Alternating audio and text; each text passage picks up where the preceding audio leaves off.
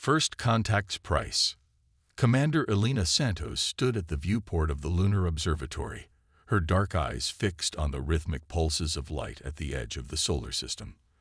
The quantum detection array had picked up the signals 3 months ago, but now they were visible even to conventional telescopes. The Meridian Empire was coming. Status update on Project Echo, she asked, not turning from the view. The holographic display behind her flickered as Chief Engineer Marcus Chen pulled up the latest diagnostics. 97% operational, Commander. The quantum link network is stable across all major nodes. If they follow their usual invasion patterns, they'll be right where we want them. Elena allowed herself a small smile. The Meridians didn't know it yet, but humanity had been preparing for this moment for decades. Ever since their long-range probes had detected the Empire's expansion through neighboring systems, Earth had been quietly building its defenses, not with traditional weapons. Those would have been spotted. Instead, they had turned the entire solar system into a trap. The Meridians were impressive. There was no doubt about that. Crystalline beings who had mastered quantum technology millennia ago, they viewed organic life as inherently inferior. Their massive ships, geometric structures of living crystal powered by harnessed stars, had conquered hundreds of worlds. But they had never encountered a species quite like humanity. Dr. Patel's team reports the bioadaptive countermeasures are ready, Marcus continued, scrolling through reports. The bacterial strains have been optimized to target crystalline structures while leaving Earth minerals untouched. Elena nodded. It had been a stroke of genius, using Earth's extreme biodiversity as a weapon. The Meridians, for all their technological superiority, had evolved in the sterile vacuum of space.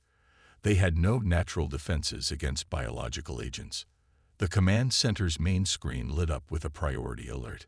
Admiral Chen's weathered face appeared, his expression grim. Commander Santos, we're detecting quantum surge signatures consistent with their jump drives. The main fleet will arrive within 48 hours. Right on schedule, Elena replied.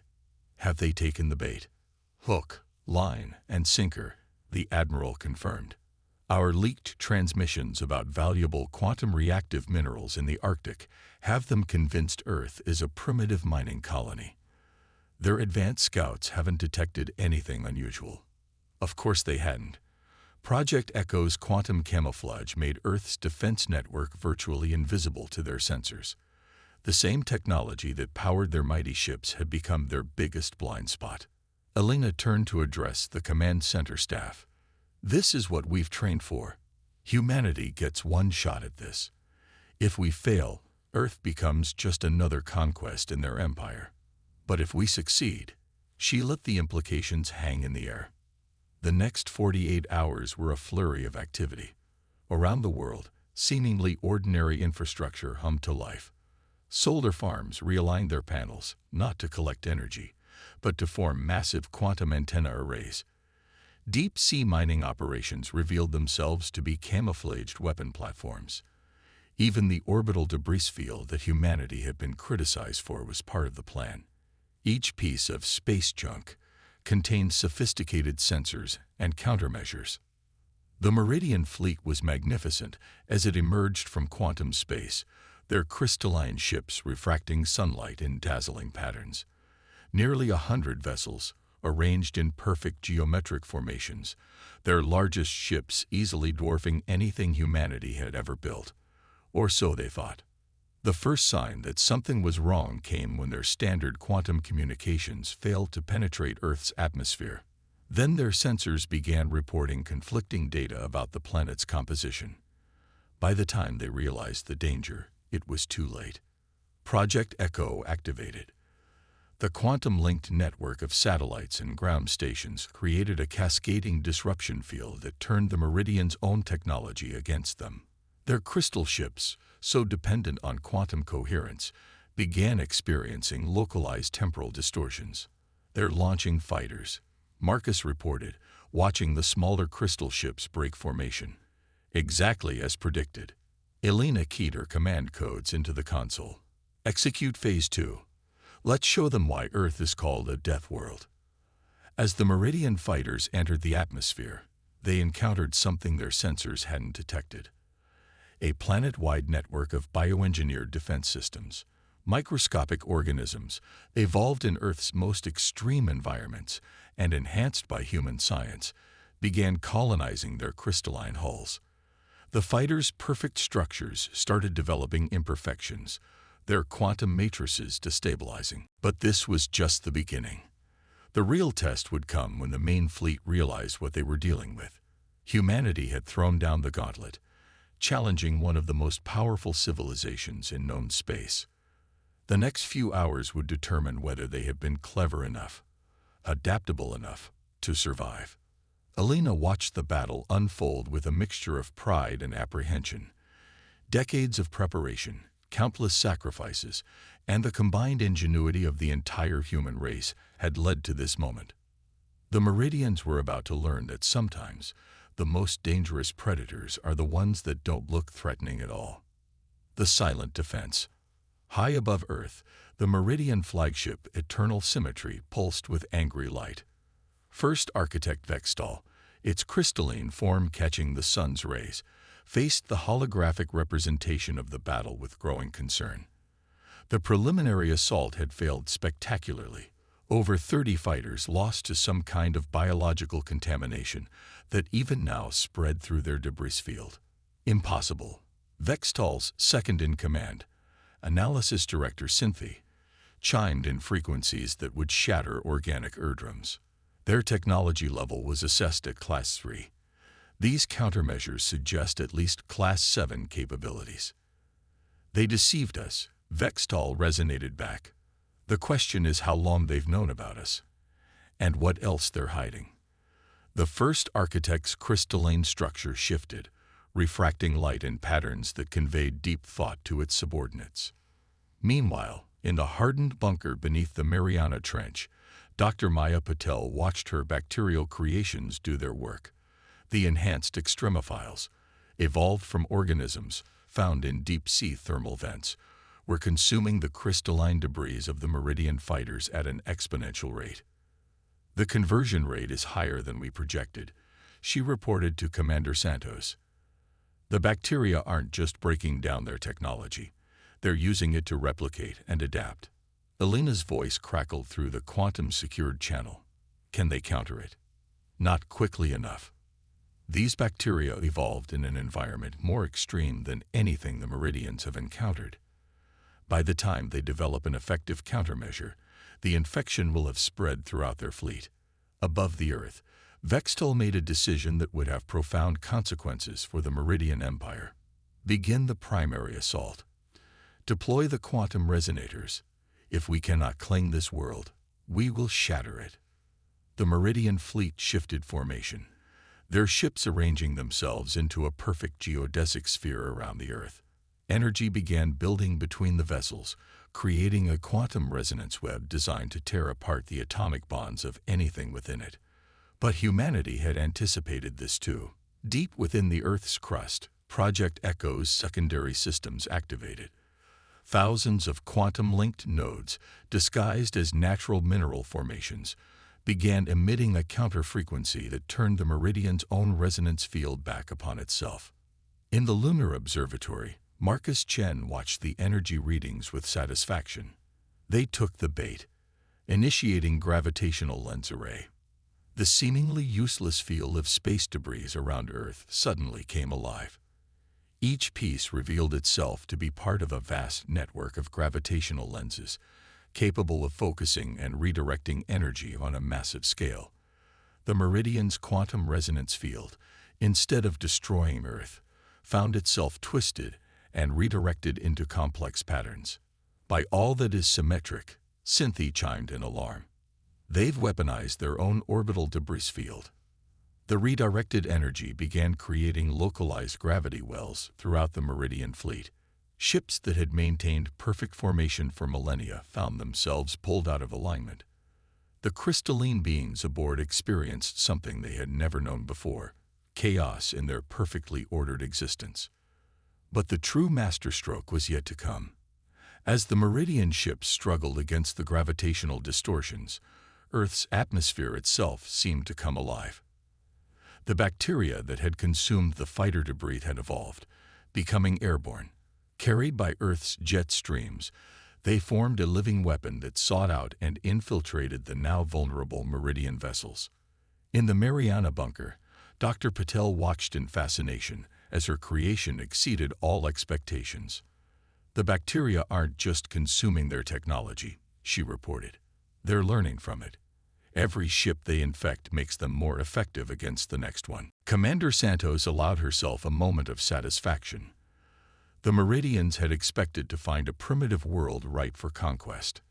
Instead, they had encountered a civilization that had turned their own arrogance into a weapon.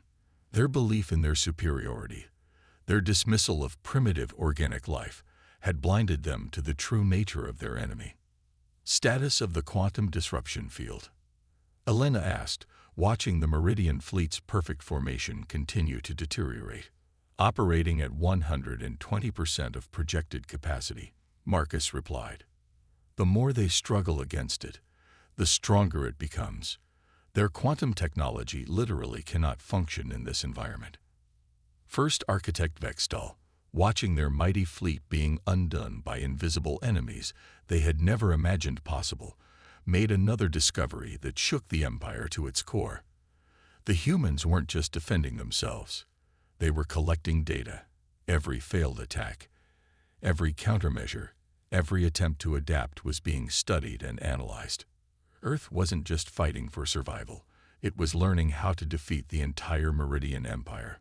As the second phase of the battle drew to a close, both sides prepared for what would come next. The Meridians, their perfect formations shattered and their technology failing, faced a choice: retreat and admit defeat for the first time in their history, or escalate the conflict and risk losing more than just a battle. Humanity, having revealed only a fraction of its preparations, waited to see which path their adversaries would choose. The silent defense of Earth had worked better than anyone had dared to hope. But Commander Santos knew this was just the beginning. The real test would come when the Meridians abandoned their conventional tactics and revealed what a truly desperate crystalline empire was capable of.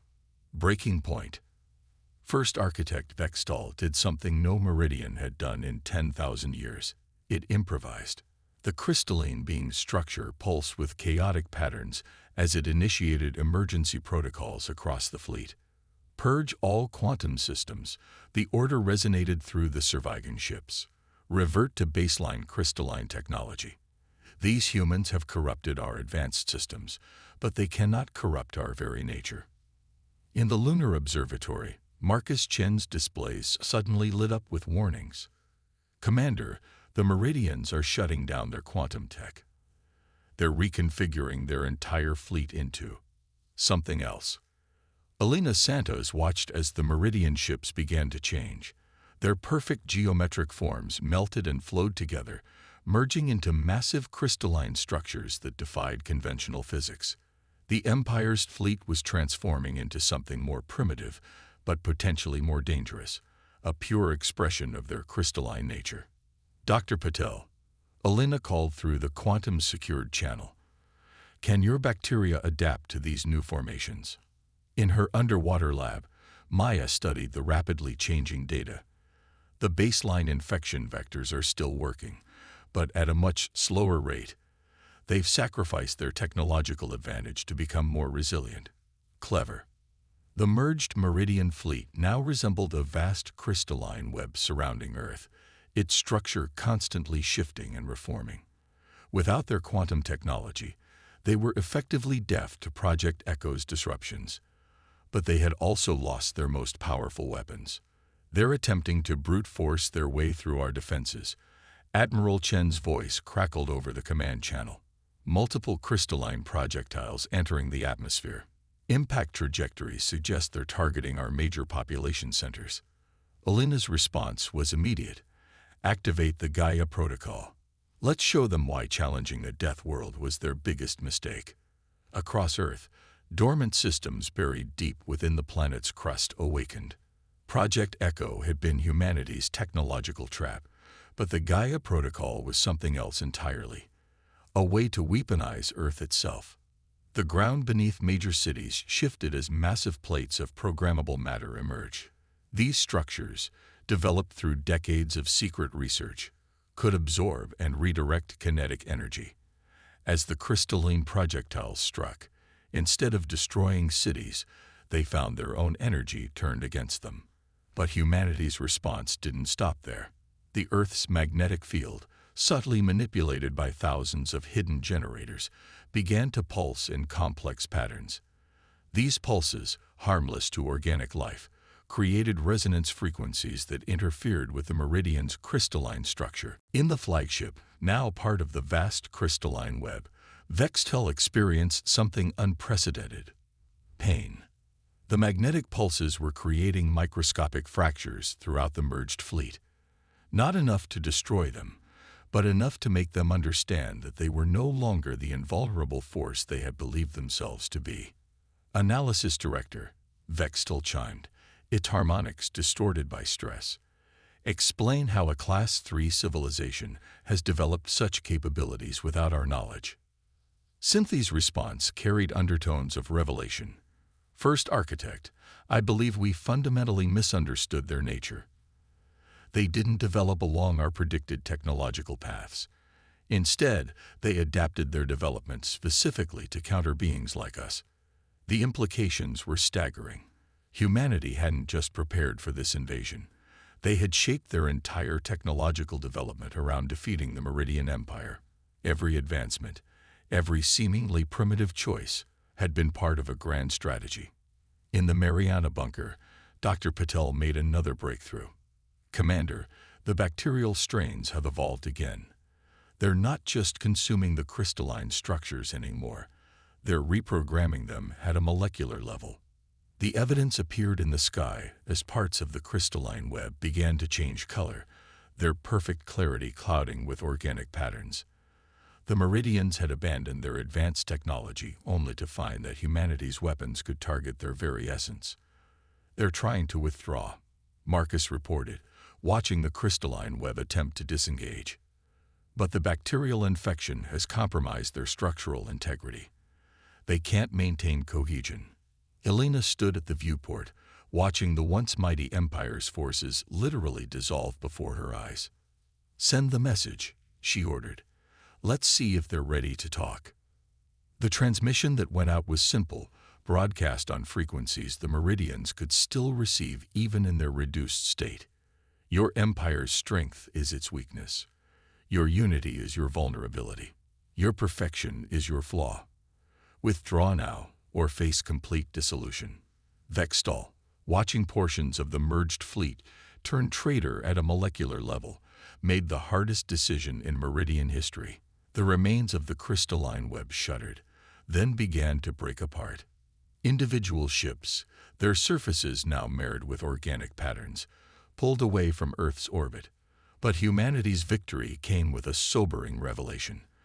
The Meridians' desperate tactics had revealed that they too could adapt, could abandon their technological advantages and still fight. The next encounter, and there would be a next encounter, would be even more challenging. As the last Meridian ships retreated, Commander Santos addressed her team. This wasn't just about defending Earth. We've shown the galaxy that humanity isn't just another primitive species to be conquered. We're the nightmare that crystal dreams fear.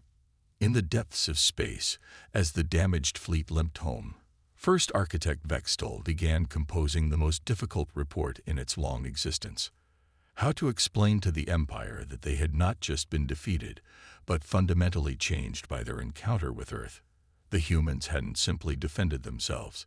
They had infected the Meridian Empire with the concept of adaptation itself. Paradigm shift. The holographic display in the Global Defense Council chamber showed the retreating Meridian fleet, their once perfect crystalline forms now marred by organic patterns. Admiral Chen stood before the assembled leaders of Earth, his expression grave despite their apparent victory. They're not just retreating, he announced. They're evolving. Our bacterial weapon didn't just attack their ships. It fundamentally altered their crystalline structure. We may have created something far more dangerous than what we originally faced. Commander Elena Santos stepped forward, bringing up new data streams. The quantum sensors are detecting unusual activity in the surviving ships. The organic patterns aren't just spreading. They're becoming more complex. The Meridians aren't fighting the infection anymore. They're learning from it. In the observation chamber of the Lunar Observatory, Marcus Chen and Dr. Maya Patel worked frantically to analyze the data pouring in from their sensors. The Meridian ship's transformation was accelerating, their crystalline structures incorporating organic elements in ways that defied both human and Meridian science. It's like watching evolution in fast forward. Maya breathed, her eyes fixed on the microscopic images. The bacteria we created to break down their ships are instead being used to enhance them. They're turning our weapon into a tool for their own advancement. Back on the eternal symmetry, First Architect Vextal experienced sensations no Meridian had ever known. The organic patterns spreading through its crystalline form wrought not corruption, but enlightenment. Where once it perceived reality through perfect geometric patterns, now it saw the beauty in chaos, the strength in imperfection. We have been static for millennia. Vextal resonated to its crew, the harmonics of its voice carrying new, complex undertones.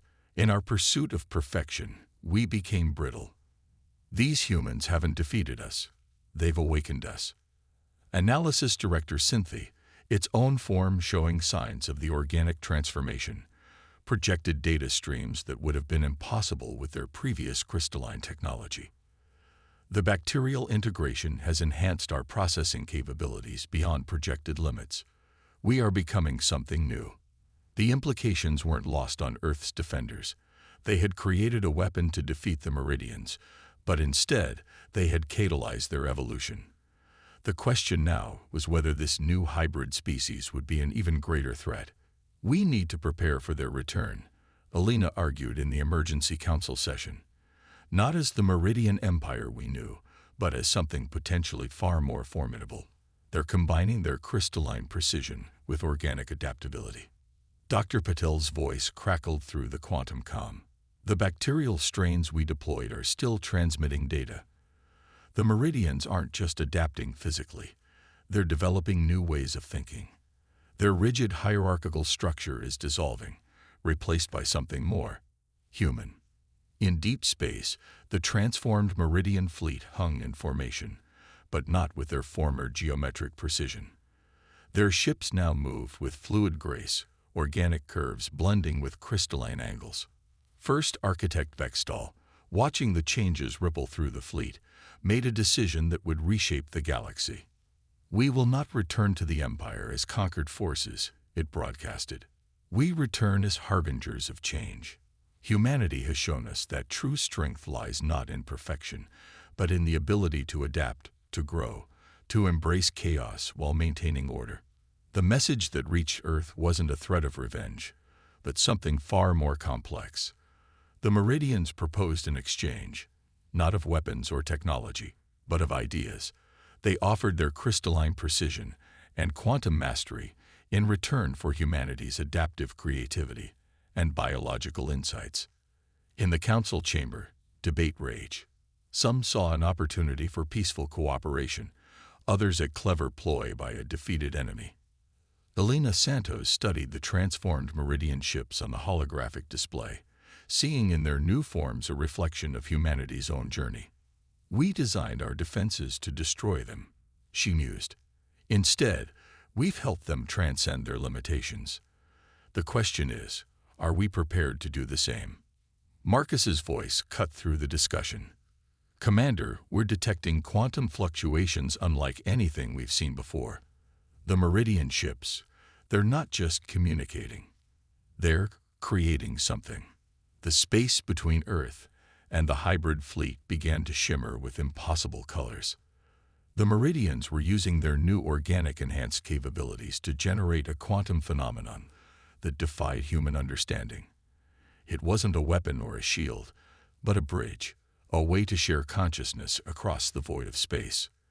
They're inviting us to join them, Maya realized, her instruments detecting the complex patterns. not as conquerors or conquered, but as partners in evolution. The hybrid fleet's offer presented humanity with its greatest challenge yet. They had prepared for war, for victory or defeat, but not for this. The opportunity to help guide the development of a new form of life, one that combined the best aspects of both species. As Earth's leaders debated their response, Alina found herself wondering if this had been the true purpose of their defenses all along, not just to protect humanity, but to force both species to transcend their limitations and find a new path forward together. Evolution's edge. The quantum bridge pulsed between Earth and the transformed Meridian fleet, a testament to what was possible when crystalline precision met organic creativity. In the Global Defense Council chamber, the holographic display showed something unprecedented. A real-time visualization of Meridian thought processes, their once rigid patterns now flowing with organic complexity. Commander Alina Santos stood with Dr. Maya Patel and Marcus Chen, watching the intricate dance of quantum particles that represented the first true communication between their species. The bacterial infection that had been meant as a weapon had instead become a translator, allowing human minds to comprehend crystalline thoughts and vice versa. "They're showing us their history," Maya said, her eyes wide as she interpreted the data streams. "Not just their conquests, but their evolution. They weren't always crystalline beings. They chose to become this way, seeking perfection through technology." The quantum bridge carried images of the ancient Meridians, organic beings who had gradually replaced their biological components with crystalline structures, believing it would make them immortal and perfect. But in doing so, they had lost something essential: the ability to truly change and grow. First architect Vextel's consciousness resonated through the bridge, its thoughts now a harmony of crystalline precision and organic flexibility. "We believed we had reached the pinnacle of evolution. In our arrogance, we sought to impose our perfection on all life. But you showed us that true perfection lies in imperfection, in the ability to adapt, to change, to become more than what we were." The hybrid fleet hung in space, their ships no longer the geometric fortresses they had been, but living crystals that pulsed with organic energy. The bacterial strains that had infected them continued to evolve, creating new possibilities with each passing moment. Admiral Chen, watching the exchange, voiced the concern that many still held. "How can we trust that this isn't just another tactic? That they won't use what they learned from us to become an even greater threat?" The answer came not in words but in actions.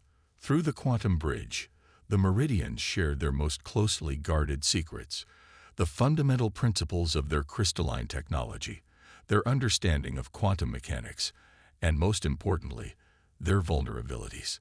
"They're making themselves vulnerable," Marcus realized, "showing us exactly how to destroy them if they ever become a threat again.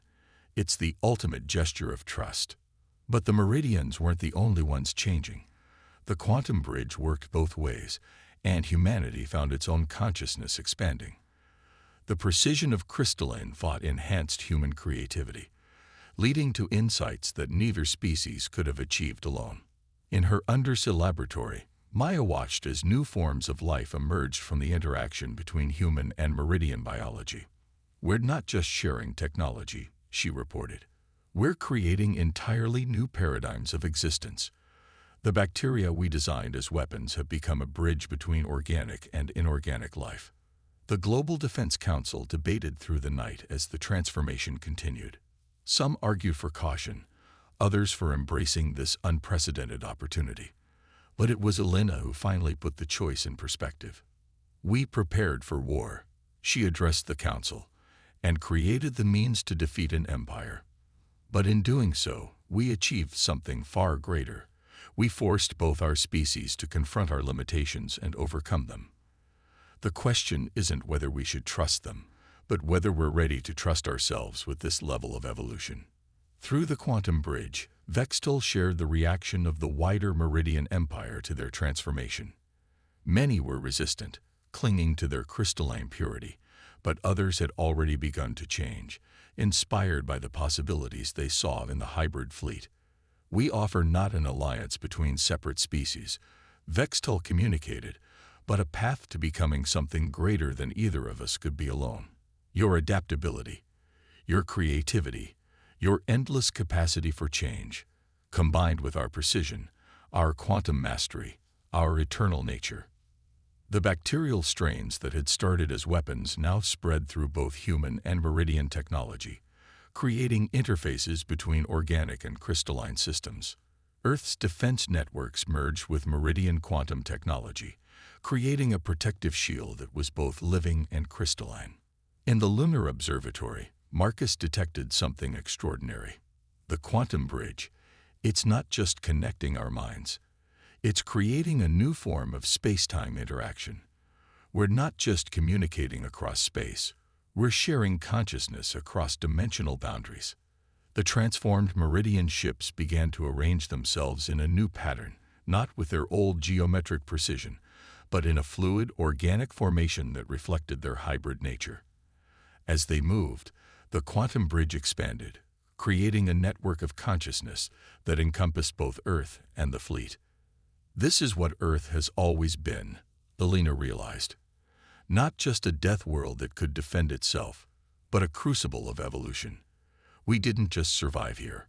We learned to thrive in chaos, to find strength in diversity, to see possibilities where others saw only obstacles. The final message that passed through the quantum bridge wasn't transmitted in words or images, but in pure potential, the combined knowledge of two civilizations that had found a way to transcend their limitations and forge a new path forward.